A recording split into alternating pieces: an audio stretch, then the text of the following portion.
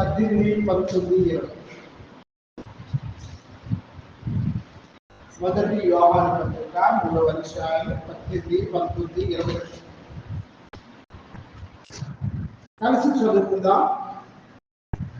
చిన్న పిల్లలారా, మాటతోనూ నాలుకతోనూ కాక క్రియతోనూ సత్యముతోనూ ప్రేమించం. ఇందువలన మనము సత్య సంబంధులమని ఎరుగుదుము. దేవుడు మన హృదయం కంటే అధికుడై సమస్తమును ఎరిగి ఉన్నాడు గనుక మన హృదయము ఏ ఏ విషయములలో మన యందు దోషారోపణ చేయునో ఆయా విషయములలో ఆయన ఎదుట మన హృదయములను సమ్మతి పరుచుకొందము. మొదటి పేతురు పత్రిక 4వ అధ్యాయము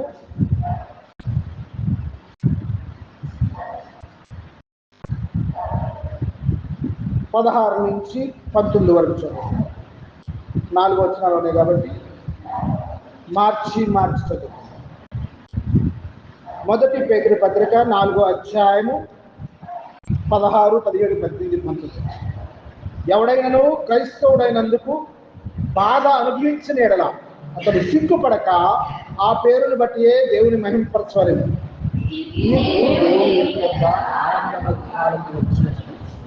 అది దేవుని సువార్తకు అవిధేయులైన వారి ప్రతి. మరియు నీతిమంతుడే రక్షింపబడుట దుర్లభమైతే భక్తిహీనుడును పాపియు ఎక్కడ విడుతురు?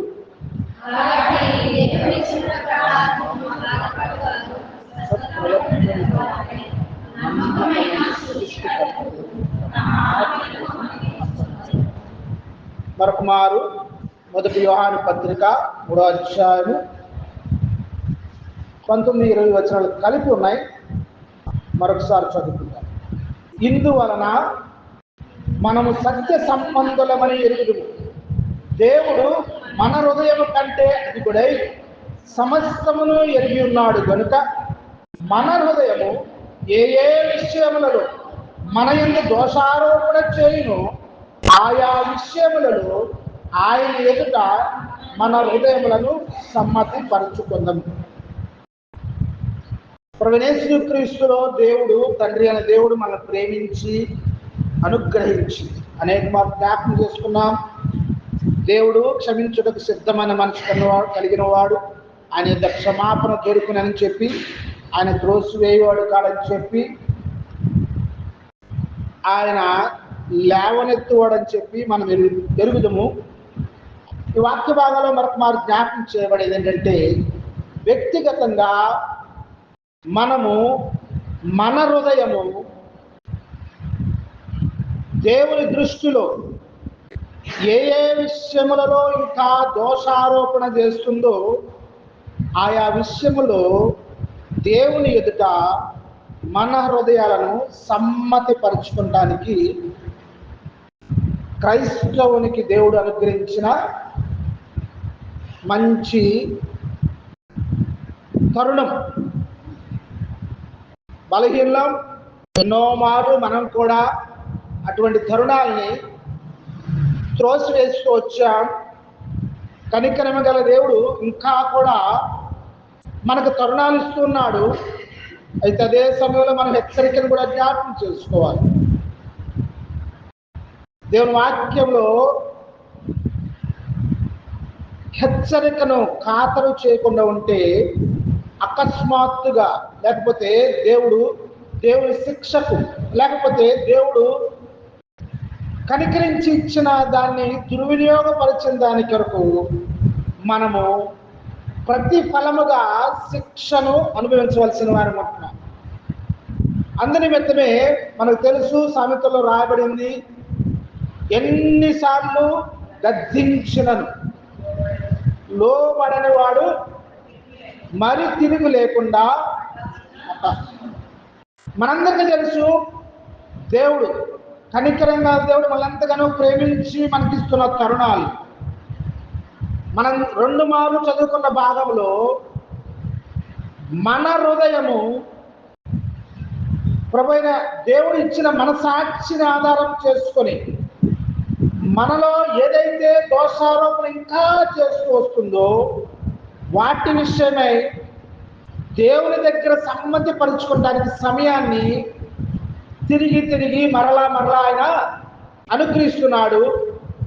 వ్యక్తిగతంగా ప్రతి మనుష్యుడికి విశ్వాసం ఉండొచ్చు, అవిశ్వాసం ఉండొచ్చు. దేవుడు అనుగ్రహించిన గొప్ప ధన్యత ఏంటంటే ఆయన క్షమాపణ దొరుకుతుంది.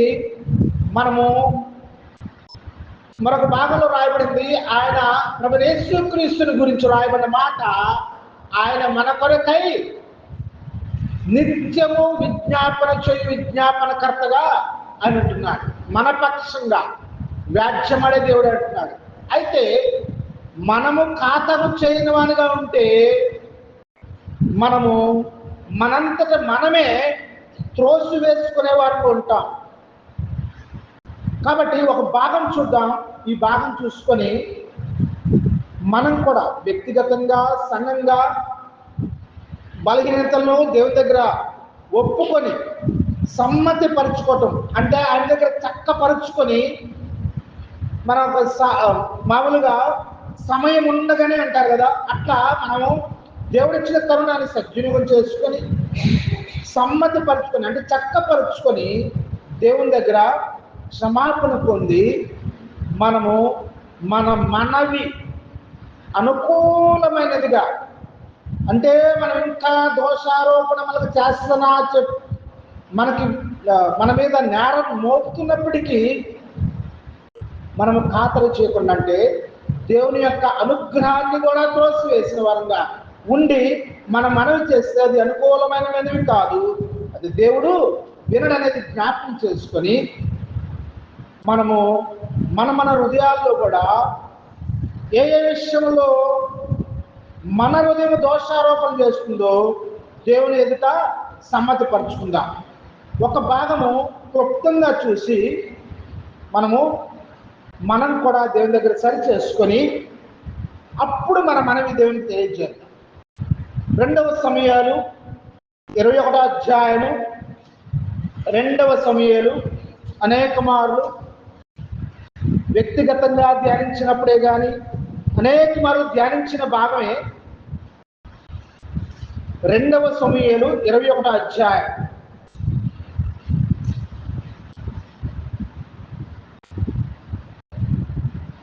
చదివినప్పుడే బాగా గమనిద్దాం. మనకు సమయం కొద్దిగా ఉంది కాబట్టి, ధ్యానించడానికి ఎక్కువ సమయం లేదు కాబట్టి ఇందులో 3 వచనాలు మాత్రమే చదువుకుంటాం. కాబట్టి మనస్సును బాగా నిలిపి చదువుకుందాం. మొదటి వచనం, దావీదు కాలమున 3 సంవత్సరములు విడవకుండా కరువు కలగగా దావీదు యెహోవాతో మనవి చేశాడు. అందుకు యెహోవా ఇలాగు సెలవిచ్చెను, జాగ్రత్తగా సౌలు గిబియోనీయులను హతము చేశాను గనుక అతనిని బట్టి నరహంతకులకు అతని ఇంటి వారిని బట్టి శిక్షగా ఈ కరువు కలిగెను. చాలు,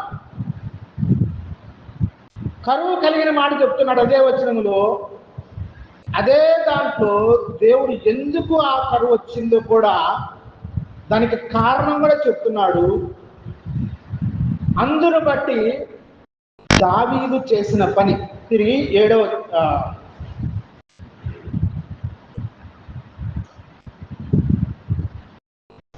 వచనం చదువుకుందాం. గిబియోనీయులు వారు మాకు శత్రువులై మమ్మను నాశనం చేయొచ్చు, ఇశ్రాయేలీల సరిహద్దులలో ఉండకుండా మేము లయమగినట్లు మాకు హాని చేయని ఉద్దేశించిన వాని కుమారులలో 7 మాకు అప్పగించుము. యెహోవా ఏర్పరచుకున్న సౌలు గిబియా పట్టణంలో యెహోవా సన్నిధిని మేము వారిని ఉరి తీసిదమని రాజుతో మనవి చేయగా రాజు నేను వారిని అప్పగించేదను. మనం అన్ని వచనాలు చదువుకోవట్లేదు. దేవుడు గిబియోనీయులను హతము చేసిన కారణం చేత, సౌలు కుటుంబీకులు నరహంతకులైన కారణం చేత కరువును కలుగజేశాడు. దానికి పరిష్కారముగా దావీదు గిబియోనులను పిలిచి, నేను మీకు ఈ దోషాన్ని నుంచి ప్రాయశ్చిత్తం కలగడానికి ఏం చేయాలన్నప్పుడు వారు పలికిన మాట, మాకు శత్రువులై ఉన్న వారిని, వారి కుమారుల్లో 7 మాకు అప్పగించుము, వారిని ఉరి తీసిదమనగా వెంటనే రాజు వారిని అప్పగించుది నన్ను. తర్వాత అప్పగించాడు. తర్వాత 14వ వచనం చదువుకుందాం.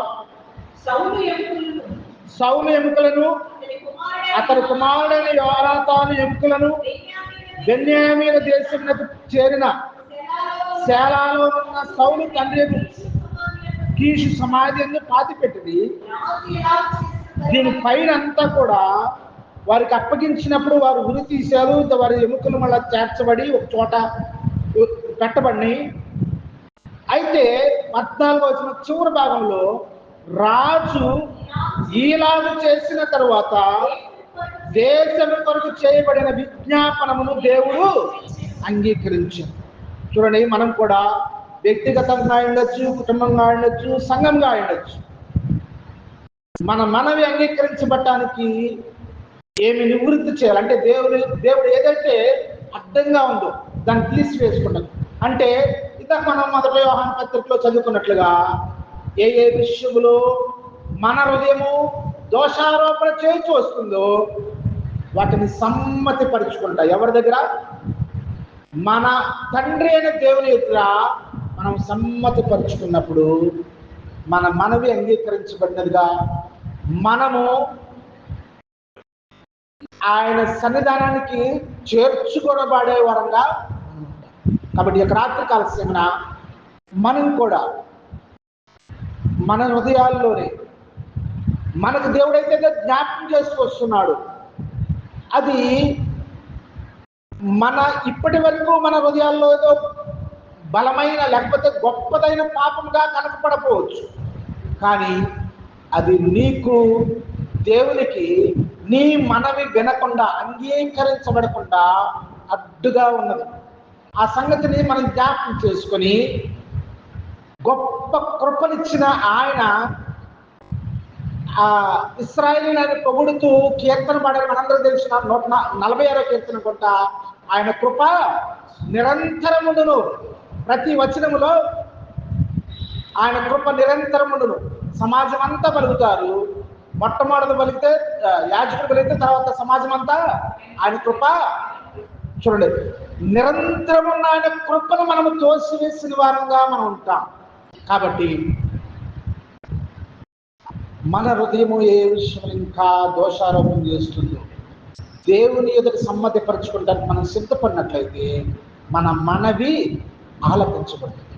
కాబట్టి ఈ సంఘ ప్రార్థనలో దేవుడు మనతో మాట్లాడి మన కొరకు నిశ్చయించి మార్గాన్ని సుగమం చేయడం ఆయన ఎంతగానో ఆశతో, ఇంకా చెప్పాలంటే సంతోషంతో ఉన్నాడు. మనము కూడా ఆయన దగ్గర రావడానికి, సరిచేయడానికి ఇష్టపడుతున్నాడు. కాబట్టి అక్కడ ఇంకో మాట చదువుకున్నాం కదా, పేతురు పత్రికలో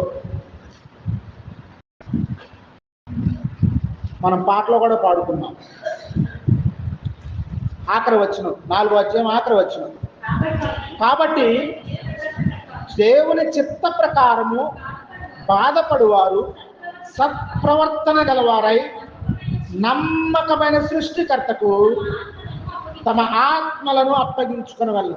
మనం ఈ సమయంలో మనల్ని మనం ఆయనకు అప్పగించుకొని, సమస్య ఏదైనప్పటికీ మనం సరిచేసుకున్నది ద్వారా, అప్పగించుకున్నది ద్వారా మన మనవి అంగీకరించబడిందిగా ఉంటుంది. ఇశ్రాయేలీయులు దావీదు కాలంలో చేసిన ఆ మొర ఎట్లా అంగీకరించబడిందో మన మనవి కూడా దేవుడు వినేవాడిగా ఉంటాడు. కాబట్టి కొద్ది నిమిషాలు, 2 నిమిషాలు మౌనంగా మనము మన హృదయాలను సరిచేసుకుంటూ ఆయన ఎదుట ఇంకా ఒకవేళ మన సమయం ఇవ్వడానికి నా మట్టుకైతే నేను అర్హుడు కాదు, దేవుడు నాకు ఇంకా కొలిచి సమయాన్ని ఇవ్వడానికి, అయినప్పటికీ ఆయన సమయాన్ని ఇవ్వడానికి సిద్ధపడుతున్నాడు. కాబట్టి అటు సమయాన్ని త్రోసివేయని వారమై మనము సమయాన్ని సద్వినియోగం చేసుకొని 2 నిమిషాలు మౌనంగా మనల్ని మనం పరీక్షించుకొని ఆయన ఎదుట క్షమించడానికి సిద్ధంగా ఉన్నాడు. కాబట్టి ఇదే సమయం అంటున్నాడు. కాబట్టి ఆ సమయాన్ని సద్వినియోగం చేసుకుందాం. ఆ తరువాత మనము సంఘపక్షముగా చేయవలసిన విజ్ఞాపనలో ముందుకు వెళ్దాం. 2 నిమిషాలు మౌనంగా మనం పరీక్షించుకొని ఆయన ఎదుట సరి చేసుకుంటాం.